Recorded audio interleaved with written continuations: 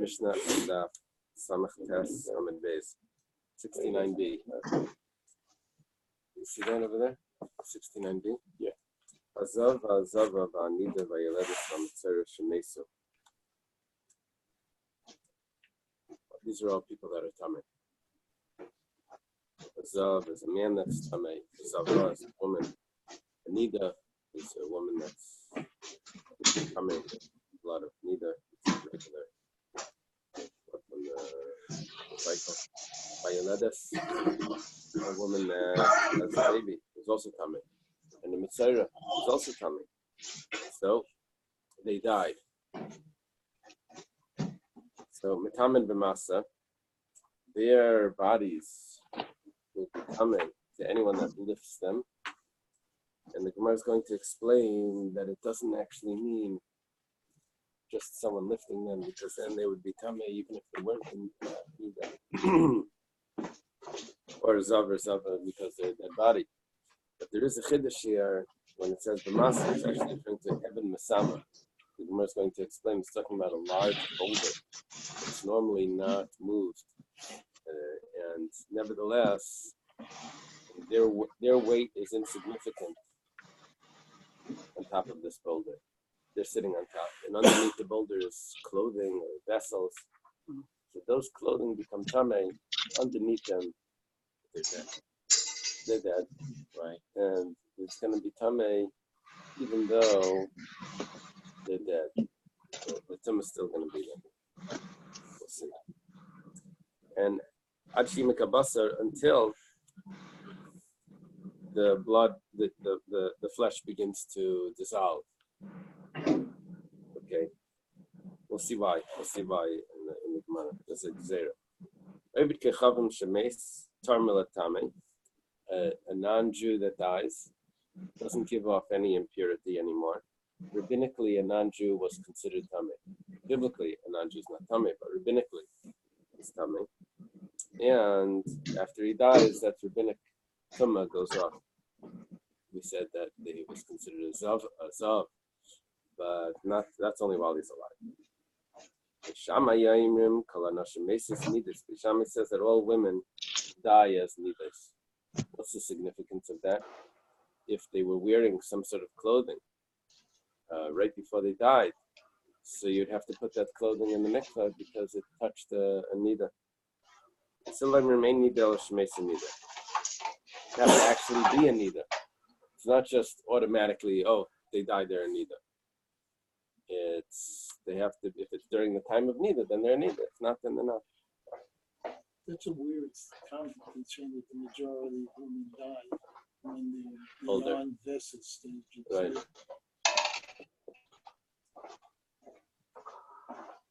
Gemara we'll have a little insight when we learn the Gemara. We'll see. Okay, my b'masa. The Gemara asks here, what does it mean to carry it? It doesn't mean literally carrying. That we're lifting up these people. Every corpse. If you carry the corpse, what's it called? The unterfers. They carry the corpse. They become tamei. Elamai b'masa. What is b'masa? Be'evid masama. It's talking about the special type of boulder. This big rock. The ksiv. The hisoyes even chada v'suma salpim guba. They took this one stone, and they put it on the mouth of the pit. It's talking about Daniel. There was a decree that no one is allowed to pray to any gods. And Daniel, they told the king that Daniel was praying, so they threw him into the lion's den. And they covered the mouth of the lion's den with a big rock. And the next day, the king went to see how he's doing it. Daniel said that the angel of God closed the mouth of the lions, but they didn't protect Daniel from people that were throwing rocks in, maybe to cause him to make sure he doesn't escape. It was covered with whichever one. I think it was to protect him from people that wanted to throw rocks. They covered the mouth with a big boulder. Now here we see that I guess the sumas means a rock that's placed. That's what we're saying, this big rock that's not moved. My time. No, so we go back to the question. Why is a dead person, a dead Zav or Zava, giving off Tumah as if they're still a Zava? Kumar says, I'm a Rav. Rav says there's a decree. Maybe the person really fainted, not really dead. They say with the lady with the husband died, but they tripped on the steps. They what? And they're carrying her out. They're carrying him out. He tripped on the steps, and the guy woke up. So 10 years later, he dies for real. But the lady yells out, "Watch the step!" So, maybe he wasn't really dead, and the tumah is really there. It's a regular. Tana Mishum Rabbi Eliezer Amru, they was taught in a Bais in the name of Rabbi Eliezer, they said that Shibaka Krese. Doesn't have to be until the flesh begins to dissolve. But if his stomach is burst open, that's also considered very dead, and it's not a concern that maybe he fainted. Okay. David Kechavim Shemeis, a non-Jew that died, is going to be tahar. Now, we're referring to not the tumah of a corpse, we're referring to the tumah of the Rabbanan. We'll see that is on a non-Jew, that it doesn't exist after he dies. Tanya, started in a Bais. I'm a Rabbi. Rabbi says, Rabbi Danasi, why was it said that a non-Jew, an idolater that dies, is tar from the tumah from carrying? It says, because even while he was alive, it wasn't biblical, it was only rabbinic. So they only put this on while he was alive. It was put on him so that the children should stay away from him and all of that. They had concerns. Tana Rabbanan. Tana Nabraisa. Shnei Masar Dvarim Shalo Anche Alexander Rabbi Shua ben Chananya. Rabbi Shua ben Chananya is asked 12 things from the people of Alexandria. Rabbi Shua ben Chananya was the student of Rabbi Yechon ben Zakkai, but he would always fight against the meaning, probably early Christian. Rabbi Shua ben Chananya. It's right here in the Rabbi Yechon ben Zakkai. He's the Ashrei Yeladatite, right? He's the one that I forget where it is in Kindness. I think he told him the girl said, "You're so ugly," and he tells her, "Put your father's wine into golden vessels." Oh yeah, and then it went down. He said, "Wisdom has to be in an ugly body," something like that. Can everybody please mute their phones? So they ask him 12 things. Gimel Divrei Chachma. 3 of them are wise questions. Chachma, referring to halachas. Gimel Divrei Agada. 3 of them have to do with interpretation of psukim. Gimel Divrei Bais, Buris. 3 of them are boorish. They're silly, foolish questions. And Gimel Divrei Derech Eretz. And 3 of them are about etiquette. Gimel Divrei Chachma, here goes the halachas. They have good questions here. If you have these people that are tamei, if they would be alive, they would be tamei, and now they died. And masa metam and b'masa, how long after they die, after the death, are they still going to give off the tumah? That says Amram Achima Kabasa. Yeah, they have an answer. And, once the flesh begins to dissolve, so then they're not tummy. They don't give off the tummy anymore. Because of that, I doubt it. But and could be. is caring about it Nidda and Azava, I don't know. Can it not be that it was? Could be. No, it could be. Could be a city. I mean, how would they even know about this thing? Uh-huh.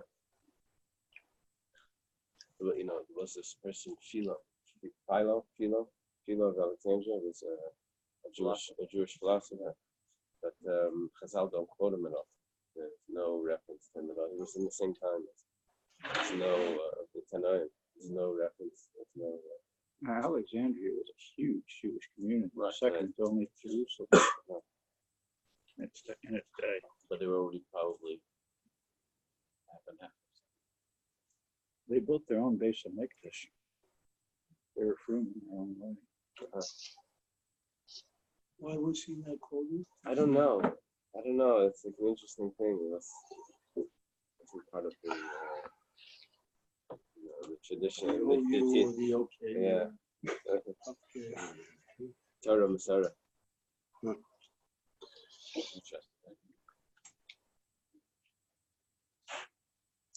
Bas. Next question. Bas Mishalachas. A daughter of a woman that was divorced marries another man, divorces her, and goes back to the first husband, which that's a prohibition. Now the daughter of that woman. So the mother committed this forbidden marriage by getting remarried to someone after she was married to a stranger. She's not allowed to go back to the first husband, but she did, and she has a daughter. The question is, Mahi Lakayan. Can the daughter marry a Kayan? Mi Amrinan Kalvachaimer. Should we say a Kalvachaimer? Mal Manalakayan Galushini Sur Shava Bakol. Let's say an almana, a widow, marries a Kayan Gadol. Now, normally, a widow is allowed to marry a Kayan, but a widow cannot marry a Kayan Gadol. So if a widow marries a Kayan Gadol and they have a child, B'na Pagam, the child is a Chalal. It was forbidden for this Kayan Gadol to marry a widow. The child is blemished. He becomes a Chalal. Chalal is someone that is forbidden to, well, besides that, he doesn't serve in the temple and all of that. But if it would be a girl, she would be forbidden to marry a Kayan. So the child is a Chalal. Zushe Sur Shavabakal. So this one, which is a law not just for a Kayan Gadol, this is a law for everyone, Yisraelim and Kayanim, that if a woman's married and gets divorced and she marries someone else and then she goes back to her first husband, that's forbidden. So Eily din Shabana Pagam, is it not a Kalvachaimer that the child should be Pagam? Or maybe we don't say that. Mal Manala Kayan Gadol, she has to halalas. Let's say Al-Manal Kayan Gadol is unique because she becomes Mischalalas. Let's say the Kayan Gadol dies. She can't marry a regular Kayan, which she could have before him. But now she became, because of her forbidden marriage, she becomes Pagam. And that wouldn't be the case. Benny, please. If she would Please mute your microphone. remarry her first husband and the first husband dies. No, that wouldn't make sense. She can't marry a Kayan anyway because she was divorced once. She can't marry a Kayan, but she doesn't become a Chalal. She doesn't become a Chalal for other halachas of Truma and whatever she had. If her husband was let's say her husband was a Kayan. And he dies.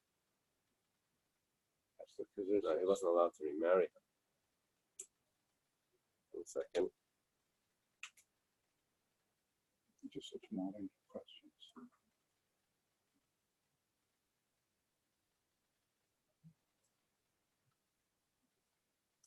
I wrote down the Gemara Yavamas quotes a pasuk that this is a special exception.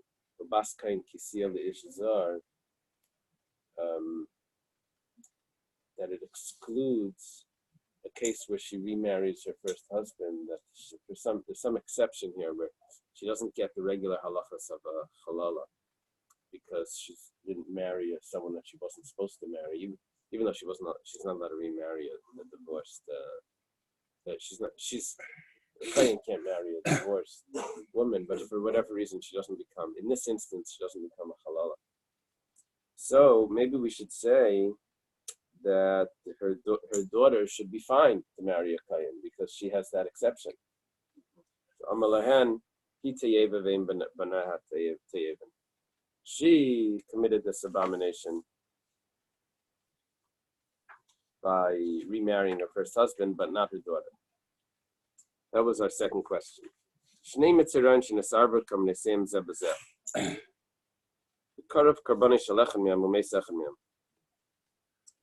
I have two mitzaros here. Their karbanos got mixed up. So it would be no problem. You would just bring the karbanos and you say, well, we don't know whose goes to who. So we'd say, okay, we'd bring, this one is for Ruvain, and or maybe Shimon, either or. We'll make a Tanai. If this is Ruvain's karban, then it will be for Ruvain. Let's say one of them dies. So I can't bring the karbanos now because I can't bring the karban of, there's a chatas. Chatas shemesa bala is not brought. I don't, if the owner dies of the karban, I can't bring it. But it's still not a problem because I would have the mitzayra bring another karban, and he's the one that's alive, and he would bring whatever karbans. I mean, I know what to do. What do I do with these karbanos? These karbanos I would have to leave to let die or whatever. But the mitzayra would still bring his karban, the one that's alive would still bring his karban. Now here we have an issue because one of the karbanos was brought, and one of the mitzayraim died. So I can't bring the karbanos.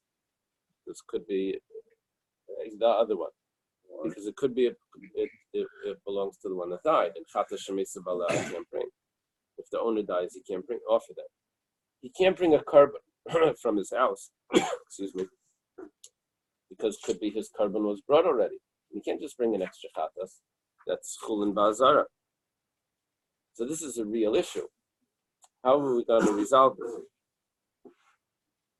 So Hasheni Mateyala, what does the second person do? How does he get? There's so many sfekes here, because it could be to chatas, it could be to Eily, it could be to Menachem. There's a suffix or a suffix or a suffix or a suffix. Well, I think those are different animals, though. I think those we can verify. The question is who it belongs to, though. The chatas, I think, is a female, and asham, I think, is a male. But okay, so what's going to happen here? So Amar Lahan, he responds back to the man of Alexandria. He says, "Kaisav nechasav la'acherim." He should write all his property over to someone else. Yeah, he declares bankruptcy. And then he becomes a poor person. Or maybe chatas oif, and he brings a chatas oif. In others, because there's a scale, this sliding scale of what type of karban he brings. It depends. If he's a wealthy man, he brings an animal. If he's a poor man, then he brings a bird. So he can bring his chatas as a bird. Now, this one interesting thing is that a chatas oif habal asafik. A chatas oif doesn't have that issue of chulin ba'azar, because you could bring a chatas oif misafik, because it doesn't need to be offered on the altar. It doesn't need to be offered on the altar. So even if it could be that his chatas was brought, but a chatas oif could be brought. So there's a way out. So the Gemara says, one second, but this doesn't resolve the issue because we have another karban that never fluctuates, that never changes. The asham, this animal always has to be brought. We're talking about that the ashamis were already brought, and our only question was the chatas.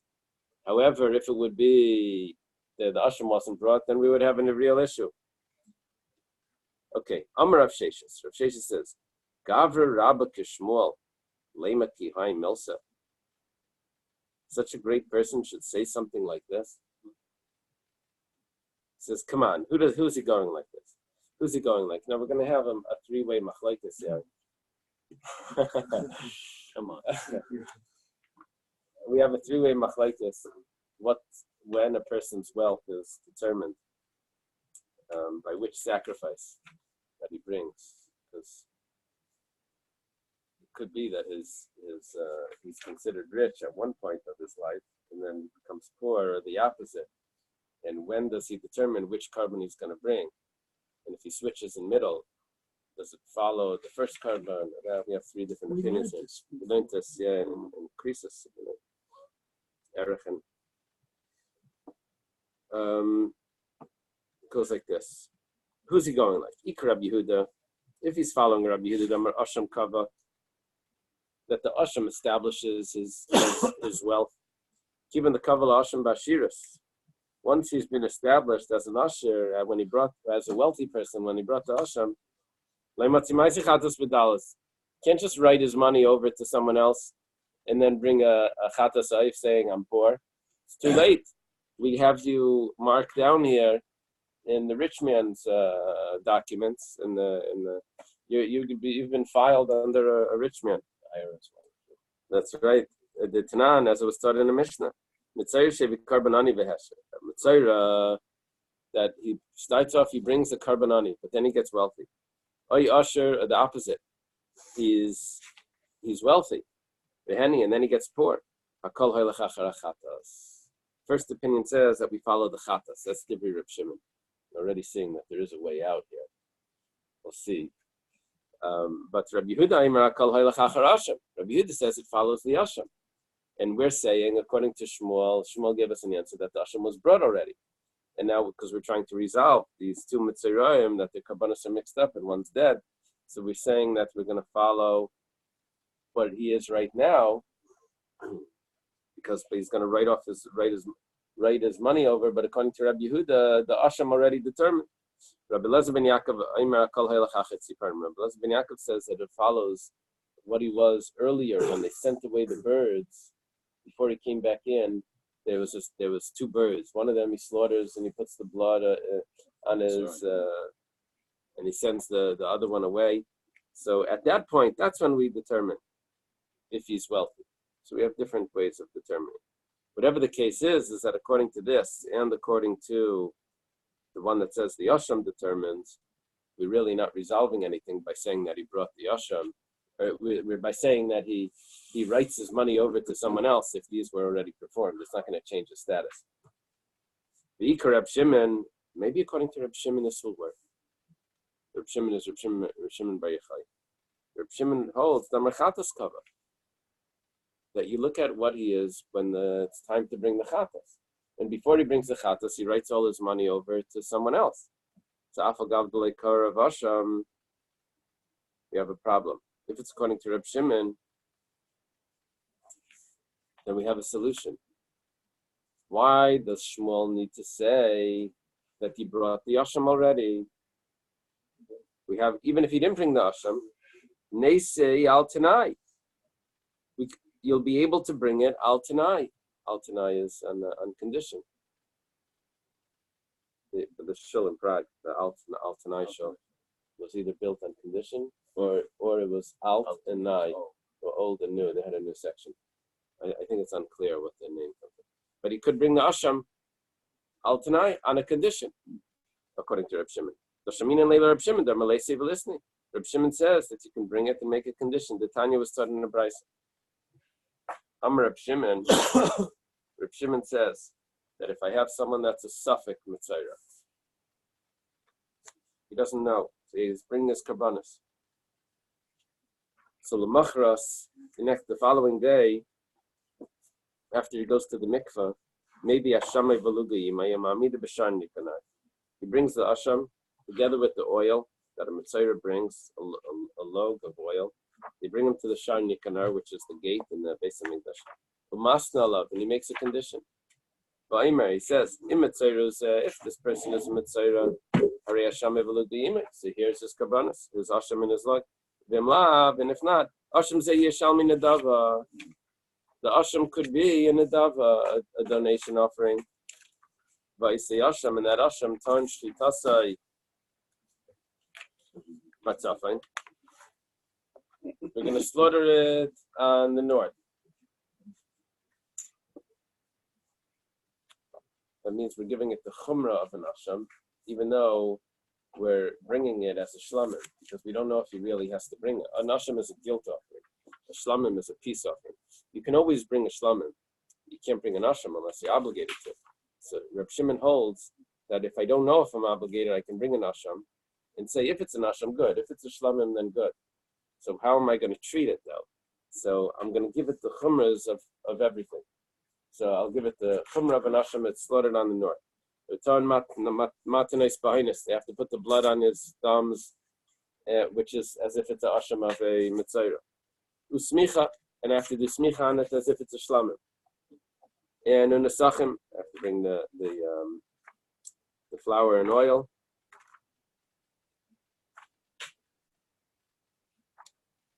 And tenufa v'chazus tenufa, you have to wave it as if it's a shlamim.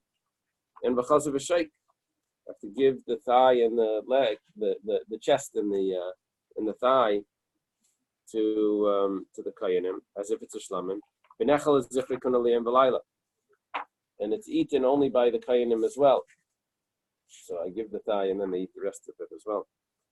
The tenufa chazu v'shaik, maybe it's supposed to go together. Tenufa chazu v'shaik. This is a bird. No, this is the animal that Reb Shimon holds. I can bring it on condition. That's what we're worried about over here. Our only way of resolving this problem is if we go like Reb Shimon that says the asham determines his wealth status. The problem is if I go with Reb Shimon that Reb Shimon that says the chatas determines his wealth status, and then and he's not locked into anything, so he can give away all his money and then bring a chatas ha'if, the bird. The only problem is that according to Reb Shimon has a second opinion that says that the asham could be brought on condition. And Shmuel already told us that in this case the asham was brought.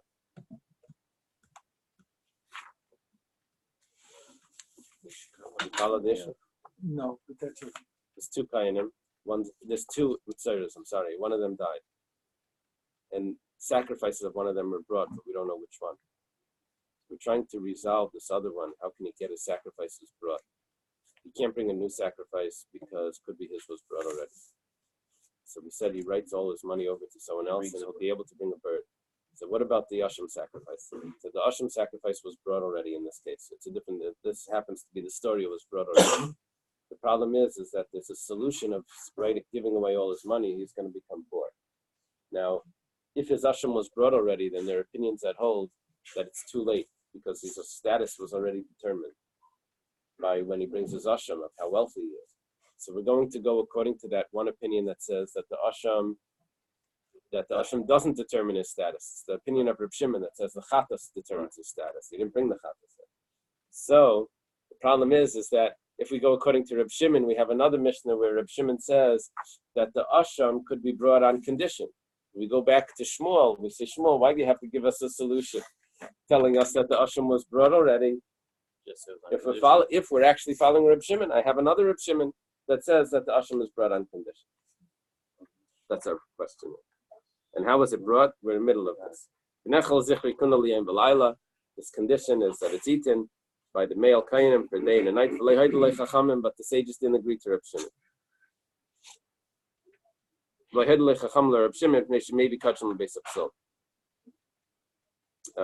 didn't accept him because he's causing possible kachim. He's causing kachim to be. He's limiting the amount of time that there is to eat a shlamim.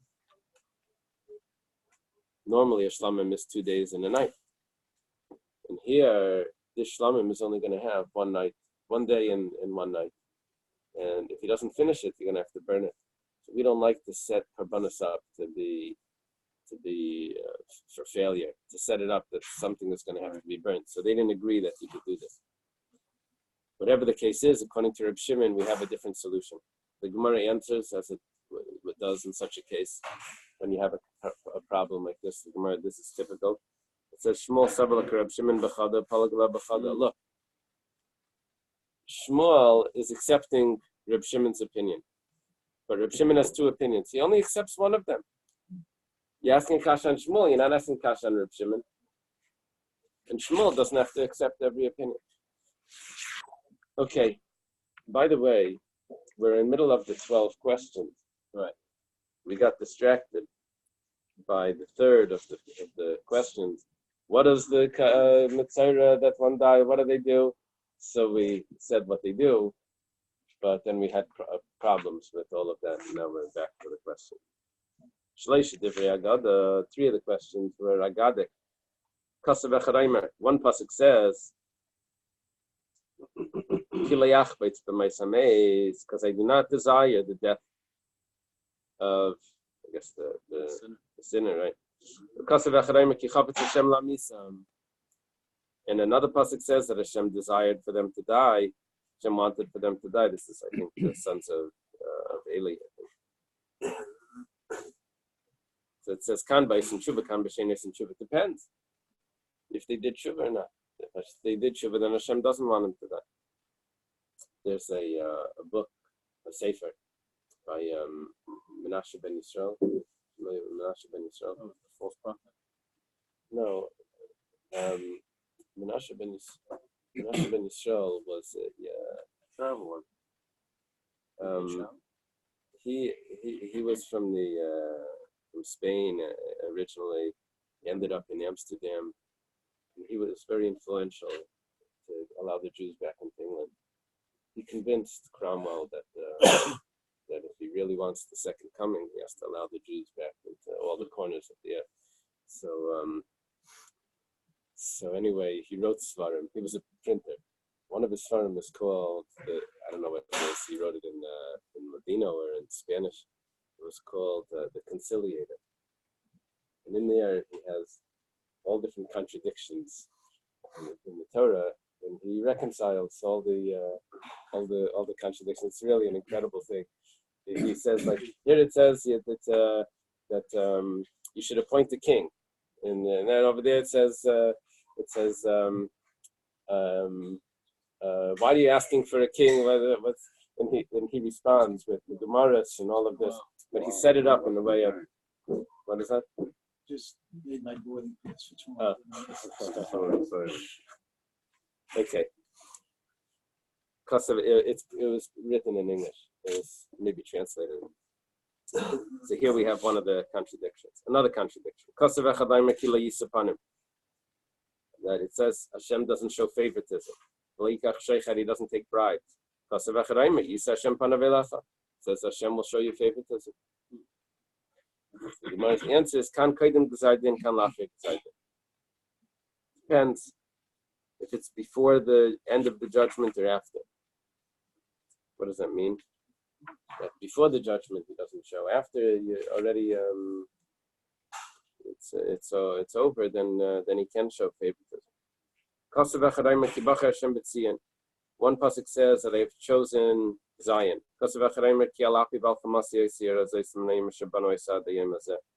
On my anger, on my wrath was this city from the day that it was built until today. What are we saying? He wants it or he doesn't want it? It says kan kaidim shnasa shlema b'spas pari, kan lacha shnasa shlema b'spas pari. Answer, it depends. Did Shlomo Melech already marry the daughter of Pari? I didn't look up in the commentaries, but maybe it's associated with the medrash. When he married Baspare, then the angel Gabriel stuck a stick in the sea, and Italia Shal Yavan, assume Rome was established. Because it sticks out, stuck in the sea, in the island, or something happened there. So, and then it's like a balance. When one goes up, one goes down. Maybe that's associated with that. What are you saying? So then after Shlomo married, so then Hashem never wants from Shlomo, he's up his anger. Well, it could be the seeds of Rome getting the seeds of the destruction were already planted when Shlomo, right when he built it. Because that morning when it was supposed to be the inauguration, he married Bashpara the night before. That was Shlomo. Shlomo Melech. Shloisha Divrei Bais. 3 questions. Yeah, foolish questions. Yishtei Shalait Maosha Titma. Light's wife. Is she Tameh? Does she give off Tumah? She's salt. Does she give off Tumah? Amalahem, they responded, Meis Matama, Veimitziv Melech Matama. A corpse gives off impurity, but not a pillar of salt. Ben Shunamis Maoshi Itma. What about the Shunamis? Her son died and was revived, was brought back to life by Elisha. So when he comes back to life, what happened to the impurity? Does he still give off impurity? Only a corpse gives off impurity. This person's alive, he doesn't give off impurity. Other Gemaras, when they come back from the dead, by Tchias HaMesim, are we going to need to sprinkle them with the paraduma on the 3rd day and on the 7th day because they were in contact with the corpse themselves? So, when they come back, they'll get wise and we'll have the answer. Ikadamri, some say, when they come, Moshe Rabbeinu will be there. He'll answer this question.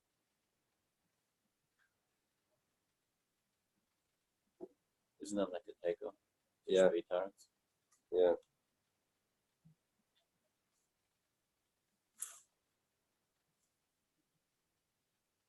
Thesis discusses that the question is too similar to the Shunamis. In Shunamis, we didn't respond that. We asked, Mahu Sheyitma, should he give off Tumah?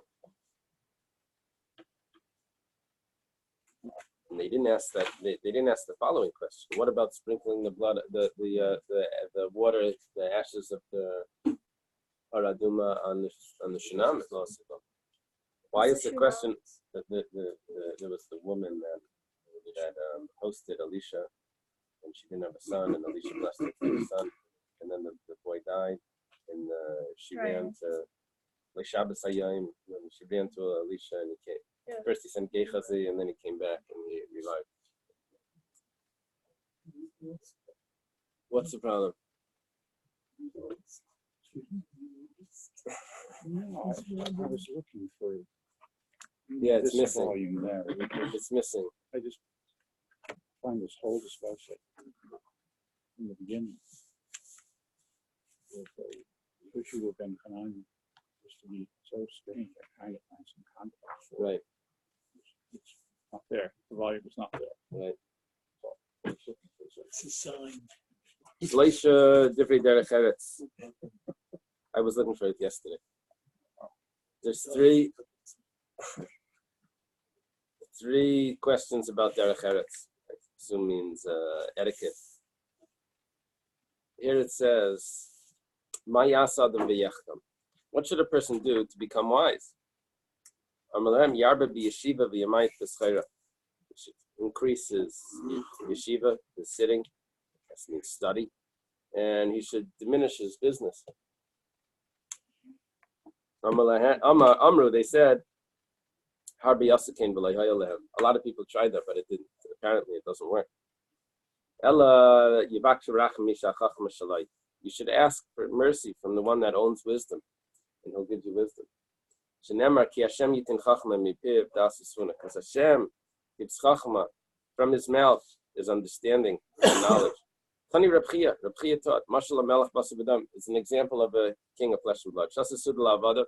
He makes a meal, a party for his servants.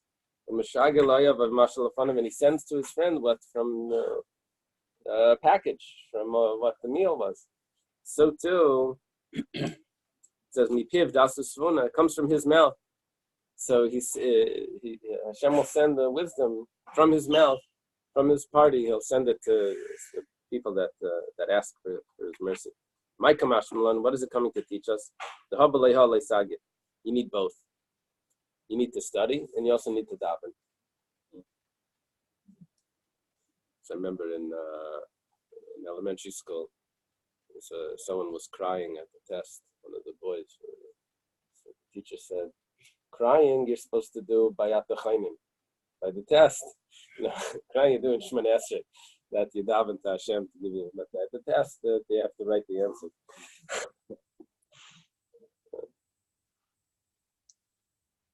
He said there was this Chassidish Rebbe that the Mishnagdim used to come in and ask him questions and try to stump him. So he would go into a room, close the door, and he would daven. He would come out and he'd give them the answer. So they said, "Look, davening we know you know how to do, but do you know how to learn?" Chaim, you appreciate that? No. Okay. My yes adam v'yisasher. What should a person do to become wealthy? So Amar Lahem, they responded, Yarba b'schayra v'yisa v'itin b'emunah. You should increase in business and do it in a trusting and a faithful way. Amar Lo Yarba Yasakin v'lo yayilu. There's a lot of people that are trying that. It's not working. Ela yivakish rachamim misha isha shaloi. You have to ask for compassion from the one that owns the wealth. Shneimar liya kesef v'liyazav. To me is the silver, to me is the gold, says Hashem. My kamashmalan, what is this teaching us? The habalei ha'alei it's one without the other is not enough. You need to have both. My yas adam yila banim zcharim. This is clear that Alexandria is Sephardic. What should a person do to have male children? Ashkenazim would not have asked that question. The Amar Lahem, he says, Yisi Isha again, should marry a good woman, an appropriate woman. Be a kaddish asim b'shas tashmish, and needs to sanctify himself at the relations. Amro habi yasikin v'lo yayilu. People try that, it's not working. It doesn't work always. Ali yavakish rachim misha abanim shalai. You see this? Should ask for compassion from the one that owns the sons. Shneimar hine nachlas shem banim sachar pri habatem. The inheritance of Hashem, the sons, is the reward for the fruit of the womb. Fruit of the womb. That's where they got it from, right? From the pasuk, I assume. Is that where they got it from? Is it a play on the pasuk? Google. Okay, I have to be careful because this thing starts to answer. Okay, my kamashmalan. What's this coming to teach us? The habalei sagi. That you need to have both. You have to marry the right person. You also have to daven. My sachar priyabatan. What does it mean? The reward of the fruit of the womb. Rab Chama Rabbi Chanina says, "B'schar shemash nasim beten k'dei shetazriya shtei nice nakadosh baruch hu schar priyabatan." It's to do with the patience. A man's patience when he's having relations. That causes that he'll end up with male children. Someone gave me some scientific explanation for this, but the idea, the real idea is that the main. That's consistent with Rashi. Strong with that statement. Right. But the avodah in this is that the main service of a man is to learn patience. Already from Adam was a sin of patience. They say even the way he explained to Chava was impatient. He says, just don't touch the tree. Don't you have the patience to explain all the details. Okay. Shammai says, maybe we can get to the Mishnah. Shammai said that all women, they die needers. My Tamar the Bisham, what's the reason for Bisham? says by Esther that Esther was anxious. She was going to go into to the king. It says Vatischalchal Amalka. She was worried. What does it mean? V'amarav Malamit Shapir Nidda. That means that her everything opened up like chalal, like openings. Everything opened up. She became a Nidda. So Hachanami. Here also, Agav Biatusa the Malacha the Maisa Chazia. Here, because of the fright. Over there, Esther was afraid to go into the king. And here, the woman that's dying sees the Malach HaMavis, and she gets this fright, so she becomes a Nidda. The Gemara says, 1 second. What we learned in the Mishnah, that the fear takes away the blood. It says if a woman, her vestas came, so anticipated time came, and she was in hiding because there was a siege or something. So we say that she didn't get her nida, the period didn't come because of the fear. Here you're saying that it comes because of fear, and then you say that it doesnn't come because of fear. This is halikash. Pachta tzamis. If there's a fear, like a worry, an anxiety, that seals it off. That it shrinks it. So it doesn't. She doesn't see blood. But be a tusam marpia, but a shock, a fright, that opens it up, and the blood would come. Okay, so the fright of the Malach HaMavis.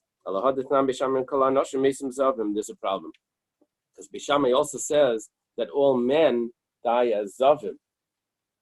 Basil say ain't zav el misha meis zav. Basil says no, only if he dies as a zav, but not. So now, if you say that it's from the shock of the Malach HaMavis, so we have one of the rules of a zav, of a man, is that it can't be with any stimulus. And here, there is a stimulus. You have the shock. That could have caused it. And why is he telling me as a zav? The time of the Bais Shammai Kidatanya, the Bais Shammai says that the reason is for this. Originally, they would put the clothing of a woman that died as a nida. They would title the clothing as well.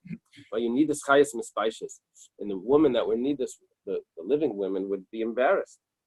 They would say, "Look, even after the death, they're still treating us differently, titling the clothing that they had worn." So his kinushim matmil agabi kol hanashim. So they said, all women that die, they're going to title the clothing. If they quite shall need this chayas because of the honor of the. So they do it. We do it equal to everyone. Originally, they would title the clothing of a zav that died, and vayu zav and chayim mispaishim. And the zavim that were alive were ashamed. They're treating us differently even after their death. So they instituted that they should title everyone's clothing after they die. So that's what it means. Bais Shammai's opinion is kol hanashim. It's because this is how we treat them, so that the nidas themselves shouldn't feel. Where Rashi different. says they were even those garments that were removed before Even the before, women died. yeah, So that's telling us, because otherwise, when they die, they become tummy anyway. So it's even if it's removed before they die, and it doesn't have the tumah of the corpse, but it's considered like it has a tumah of the nida. So that's my understanding. Sounds from places that they weren't Jewish. Oh yeah. Places says he would have told them. There's another Gemara that says that the Malach Asher said, "Why is it this rough and nice upon him?"